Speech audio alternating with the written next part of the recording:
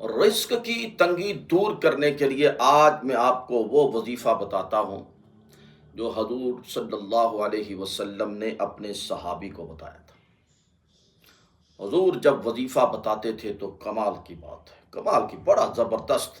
اب میں نے لفظ بولا ہے وظیفے کا، ہے یہ عمل، اور بڑا زبردست عمل ہے۔ اس صحابی نے عرض کی، یا رسول اللہ صلی اللہ علیہ وسلم، مجھے رزق کی وسعت کے لیے کچھ عمل عطا فرمائیے، کچھ وظیفہ عطا فرمائیے۔ تو حضور علیہ الصلاۃ والسلام نے بڑا خوبصورت ارشاد فرمایا، اور قیامت تک کے لیے رزق کی وسعت کے لیے یہ نسخہ کیمیا ثابت ہو رہا ہے۔ اور میں آپ کو بھی وہ صحابی کو جو حضور علیہ الصلاۃ والسلام نے عمل دیا تھا، ناظرین میں آپ کو بتا رہا ہوں۔ حضور علیہ الصلاۃ والسلام نے ارشاد فرمایا، تیرے رزق میں وسعت ہو سکتی ہے، غائب کے خزانے سے مدد ہو سکتی ہے، تجھے وہاں سے رزق مل سکتا ہے کہ جہاں سے تجھے امید بھی نہ ہو۔ ایک کام تو کر لیا کر، اللہ تیرے لیے رزق کے دروازے کھول دے گا۔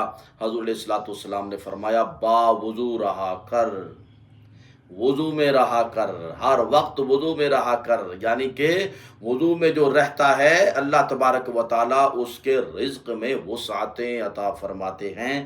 حضور علیہ الصلاۃ والسلام کوئی لمبے چوڑے وظیفے نہیں بتایا کرتے تھے کہ سامنے والے کو یاد بھی نہ رہیں اور اسے پتہ بھی نہ ہو کہ اب میں نے کیا کرنا ہے۔ حضور علیہ الصلاۃ والسلام اس طرح پیاری پیاری چیزیں بتایا کرتے تھے۔